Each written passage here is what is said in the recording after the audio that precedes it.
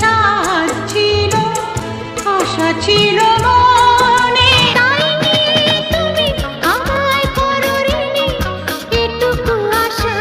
ভারতীয় সঙ্গীত জগতের দুই উজ্জ্বলতম নক্ষত্র, একদিকে লতা মঙ্গেশকর, অপরদিকে আশা ভোসলে, যাদের সুরের মূর্ছনায় বিভোর সমগ্র ভারতবাসী।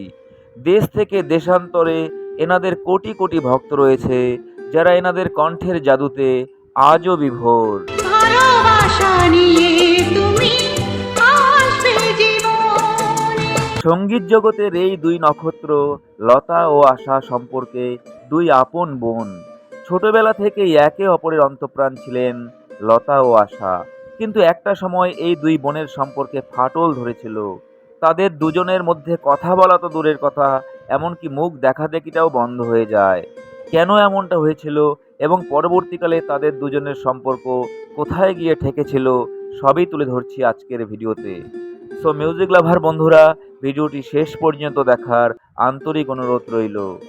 জীবনের প্রায় শুরু থেকেই পিতৃহীন হয়ে পথ চলা শুরু হয় লতা ও আশার। লতা ও আশাজি যখন খুব ছোট, তখনই বাবা দীননাথ মঙ্গেশকর চলে যান না ফেরার দেশে মাত্র 42 বছর বয়সে। তিনি মারা যাওয়ার পর সংসার নির্বাহ করার জন্য এমন কিছু তিনি রেখে যাননি।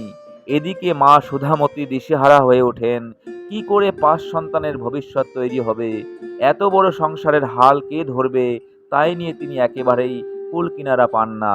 আর এই পরিস্থিতিতে সংসারের গুরু দায়িত্বটা নিতে হলো বড় মেয়ে লতাকে। আর তখন লতার বয়স মাত্র 12 বছর। স্কুল যাওয়া বন্ধ হয়ে গেল লতার, প্রাতিষ্ঠানিক শিক্ষা নেওয়া হলো না তার, কারণ লতার থেকে 4 বছরের ছোট্ট বোন আশা দিদিকে ছাড়া কিছুই বুঝতো না। ঠিক তেমনি দিদি লতাও বোন আশাকে ছেড়ে কোথাও যেতেন না।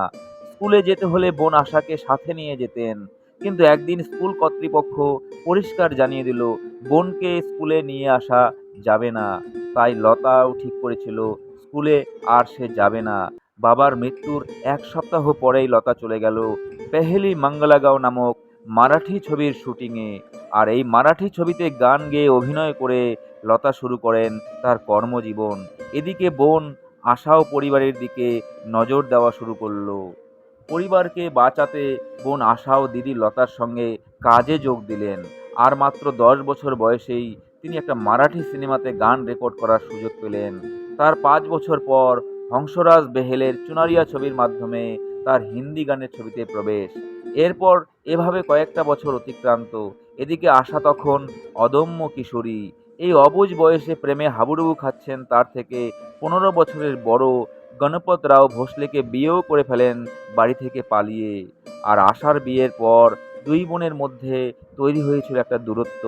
তাদের দুজনের মধ্যে কথা বলা পর্যন্ত বন্ধ হয়ে যায়। যে বোনের জন্য লতা নিজের পড়াশোনা পর্যন্ত ছেড়ে দিয়েছিল, যে বোনকে বুকে আগলে রেখেছিল লতা, সেই বোন তাকে না জানিয়ে বিয়ে করে ফেলল। এমনকি গণপতকে আশার স্বামী হিসাবেও মানতে পারেননি লতা। আশা যে গণপতের হাত ধরে পালিয়ে যাবে, এটা স্বপ্নেও ভাবতে পারেননি লতাজি। পরিবারের জন্য কতই না কষ্ট করেছেন লতাজি। ট্রেন ধরার জন্য হেঁটে হেঁটেই পৌঁছাতেন স্টেশনে, ফিরতেনও পায়ে হেঁটেই। এভাবে 50 পয়সা 1 টাকা করে বাঁচিয়ে বোনেদের জন্য খাবারও কিনে আনতেন তিনি।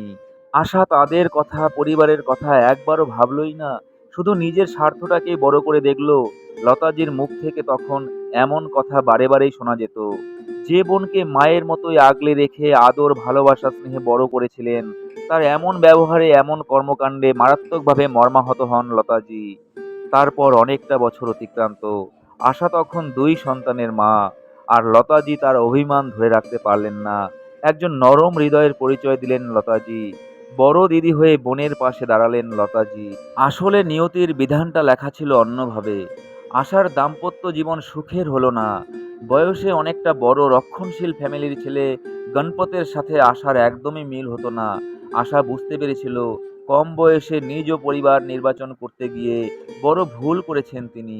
এরপর একদিন অন্তঃসত্ত্বা আশাকে ঘর থেকে বের করে দেওয়া হলো। আশা সেদিন দুঃখে কষ্টে জর্জরিত হয়ে আর স্বামীর ঘরে ফিরে যাননি। সন্তানদের নিয়ে এক কাপড়েই ফিরে আসেন মায়ের কাছে। আর সেদিন দিদি লতাও আর মুখ ফিরিয়ে থাকতে পারেননি। এরপর আবার তাদের পথ চলা শুরু হলো একসাথেই। এটা ঠিক, পেশাগত জীবনে তেমনভাবে কোনো সুবিধা পাননি আশা। তখন হিন্দি ছবির গানে রাজত্ব করছিল লতা, নূরজাহান, গীতা দত্তের মতো শিল্পীরা। এনারা ছবিতে গান গাওয়ার পর যদি অবশিষ্ট কিছু পড়ে থাকতো, সেগুলি দেওয়া হতো আশাকে। কিন্তু আশাজির কণ্ঠের মাধুর্য কারো থেকেই কোনো অংশে কম ছিল না। আশাজি তার পণ্ডিতের কথা অনুসারে বাণিজ্যিক গান ছেড়ে ক্লাসিক্যাল গান শুরু করার পর সফলতা পান। আর এইভাবে তৈরি হতে থাকলো লতা ও আশা, দুই বোনের আলাদা একটা ইতিহাস। সঙ্গীতপ্রেমী বন্ধুরা, ভিডিওটি ভালো লাগলে লাইক করবেন। সবাই ভালো থাকবেন। দেখা হবে পরের ভিডিওতে। নমস্কার। ভালোবাসা নিয়ে তুমি